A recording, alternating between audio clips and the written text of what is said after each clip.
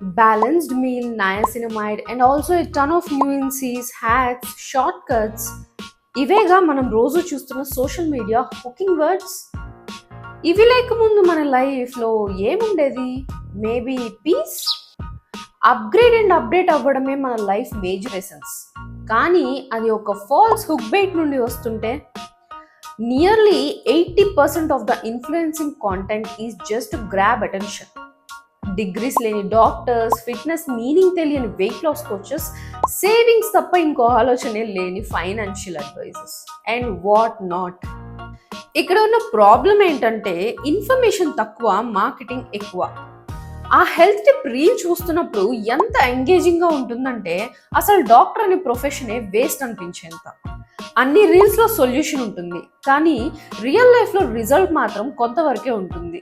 Skin care influencers అంటే ఒక చిన్న సైజ్ సైంటిస్ట్ లాగానే. Use this retinol, it clears your aura. Aura really? అది స్కిన్ కేరా లేక మెడిటేషన్ మ్యాజిక్ కా అన్నట్లు. అందరి దగ్గర ఒకటే dialogue, holy grail in a bottle, change my skin forever. Forever అంటే 2 weeks జరిగేదా? స్పాన్సర్ చేంజ్ అవ్వగానే ఆ ఫర్ ఎవర్ ప్రోడక్ట్ కూడా చేంజ్. ఇక health care influencers are my personal favourite. A to Z ప్రాబ్లమ్స్కి రెండు solutions, apple cider vinegar and coconut oil. పొద్దున్నే లేవగానే కలుపుకొని తాగేయండి, fat loss, glow skin, gut health, childhood trauma అన్నీ సెట్. అది యాపిల్ సైడర్ వినెగరా లేక సంజీవనీనా? బట్ దాంతో వచ్చే acidity, ulcers, dental damage mention కూడా చేయరు. నెగిటివ్స్కి లైక్స్ రావు కదా. రీసెంట్గా నేను రియలైజ్ అయిన విషయం ఏంటంటే మేకప్ వేసుకునే వాళ్లే కాదు, దాని గురించి కాంటెంట్ చేసే ఇన్ఫ్లుయెన్సర్స్ కూడా peak actors. Foundation makes your skin breathe. Why do we need lungs for? Lung cancer వస్తే ఫౌండేషన్ బాటిల్స్తో రీప్లేస్ చేసుకోవచ్చా మరి? Lip plumpers will make your lips grow naturally. న్యాచురల్కి మీనింగే పోయింది అక్కడ. అలర్జిక్ రియాక్షన్స్ గురించి స్కిప్ చేయాలి, because these are not miracles. Dermatologist చెప్పే ఫ్యాక్ట్స్ కంటే ర్యాండమ్ ఇన్ఫ్లుయెన్సర్ రీల్స్లో కోట్సే ఎక్కువ రీచ్ అవుతున్నాయి. ప్రామిసింగ్ రెయిన్బో లైట్స్ అండ్ ఫిల్టర్స్తో ఉన్న మ్యాజికే అలాంటిది మరి. ఇక మన డెస్పరేషన్ గేమ్లో నెక్స్ట్ పార్టిసిపెంట్ మన fitness influencers. Lose 10 kgs in 10 days with this morning drink. Seriously? అక్కడ మెటబాలిజం కంటే ఎడిటింగ్ స్పీడే ఎక్కువైంది.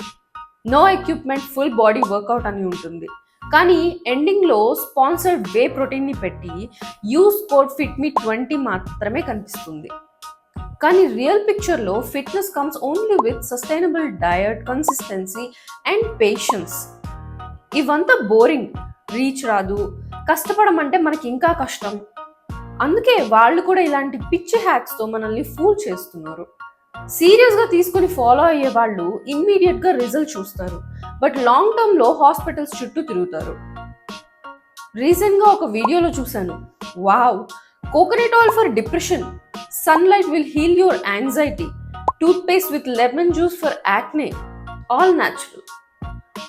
ఇలాంటి న్యాచురల్, ఆర్గానిక్ ఇలాంటి వర్డ్స్ ఎంత అన్ట్రస్టబుల్ అయిపోయాయంటే ఎస్థెటిక్స్ కోసమే వాడుతున్న లైన్స్ ఇవి. కాదేది కవితకు అనర్హం అన్నట్లు మన యూనివర్సిటీ ఆఫ్ రీల్స్లో ప్రతి డిపార్ట్మెంట్కి సొల్యూషన్స్ ఉంటాయి, కానీ సేఫ్టీ అండ్ ఎఫికసీ గురించి మాత్రం ఎవరికి కావాలి? ఇన్ఫర్మేషన్ షేర్ చేయడం రాంగ్ కాదు, కానీ అట్లీస్ట్ ఫ్యాక్ట్ చెక్ కూడా వెరిఫై చేయకుండా చెప్పడమే డేంజరస్. మనం ఈ జనరేషన్లో వాల్యూస్ కంటే వ్యూస్కే ఎక్కువ ప్రియారిటీ ఇస్తున్నాం. సైన్స్ సింప్లిఫై చేయడం ఓకే, కానీ సింప్లిఫై చేస్తూ ఫేక్ చేయడం అది ఎడ్యుకేషన్ కాదు, మ్యానిపులేషన్. ఆఫ్టర్ ఆల్, రిమెంబర్, మీకు ఇంట్రెస్టింగ్గా అనిపించి ఫాలో అవుదాం అనుకున్న ప్రతి టిప్ని ఫ్యాక్ట్ చెక్ చేయండి. ఆ మాత్రం చదువు అయితే అందరికీ ఉంది కదా.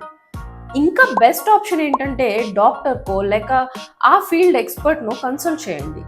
బికాస్ ఫిల్టర్తో ఫేస్ స్మూత్ అవుతుంది, కానీ మిస్ఇన్ఫర్మేషన్తో బ్రెయిన్ బ్లర్ అవుతుంది. Think before you like, research before you follow, and please common sense use చేయండి. అదైతే స్పాన్సర్డ్ కాదుగా.